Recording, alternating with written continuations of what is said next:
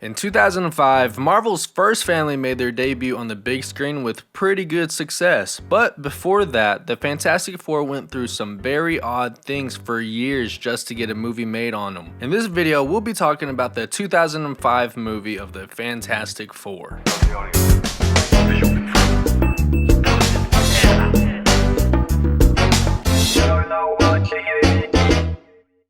In 1983, Marvel wanted to cash in on the movie right adaptations for all their comic books before it was even popular. Due to this, they sold ridiculously cheap, and once superhero movies started becoming success because of the Batman movies, Marvel realized how big of a mistake it was. This is actually how Roger Corman's infamous Fantastic Four movie was never released, which is actually pretty good. After that movie never released and was such a mess, in 1994, 20th Century Fox obtained the rights in order to make a blockbuster film of the family. Fox originally hired Chris Columbus from Harry Potter and Home Alone fame. He actually developed a screenplay with Michael France. He decided to no longer direct and instead just produce the film. After this, it went through development hell, going from one director to another. They kept rewriting and rewriting. They even had a version where Christina Aguilera was Sue Storm. This eventually got us to the film we know today, the first official movie release of the Fantastic Four.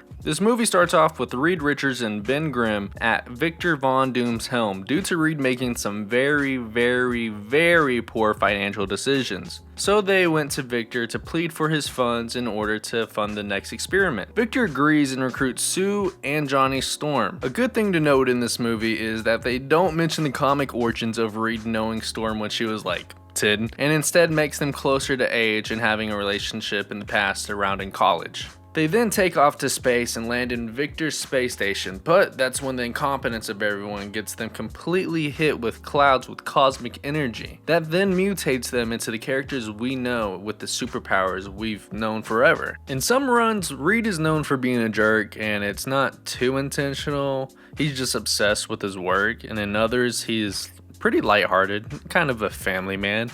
And I think this movie kind of has it just down the middle.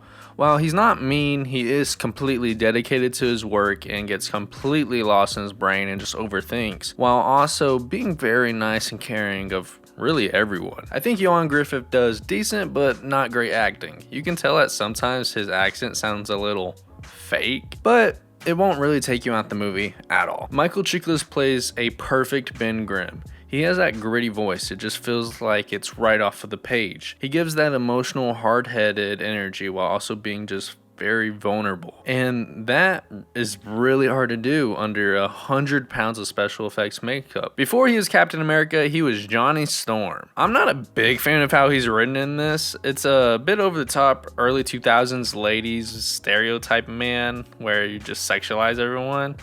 He's kind of super childish. In the comics, he's a hot-headed kid who can be childish at times due to his age, but he's like in his mid-20s in this movie, and he's acting like he's 13 years old. The Jessica Alba plays Sue Storm. Alba has gotten a lot of flack for her acting, while at times it's kind of flat. She does give a caring and very honest portrayal of Sue.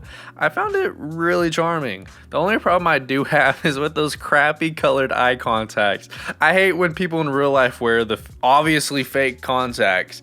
So I just wish she just kept her natural eye color. Like, it wouldn't have been such a problem. It's just so distracting when I watch the movie. Like, get those off. Last but not least, Julian McMahon? Okay. Julian as Victor Von Doom. I don't think he was the right actor for this, nor was the writing really any good for him. This film failed him on every single level when it came to Doom. Besides the helmet, I actually think that's pretty cool. The effects in this movie, they're not the best, okay? Reed stretching looks so odd, but also I've never really seen a movie or TV show where it looks like good or believable. Just being able to watch someone's skin stretch will just always look odd. I'm guessing that's why in the Miss Marvel TV show they decided to cop out and just not fully commit to it, and it also looks still stupid. But the thing's practical makeup looks amazing, and I still can't commend Michael Chiklis for giving such a great performance under all that makeup and bodysuit. And hot take, I actually love their suits, and my only complaint is I wish the blue was just a little, a few shades lighter. Other than that, it's not bad. The badge placement isn't bad. It looks good, okay? Fight me. In July 8th, 2005, Fantastic Four was released to, not great reviews. Many reviews noted how bland the story and acting was. Jessica Alba even got nominated for a Razzie Award for worst performance. They also made over $330.6 million at the box office. So the movie was actually a success, and it was so much of a success that it was actually the highest grossing superhero movie helmed by an African American director. But that was then just passed by 2018 Black Panthers by Ryan Coogler, so yay. Overall, this movie isn't bad like everyone says. Is it the best? No.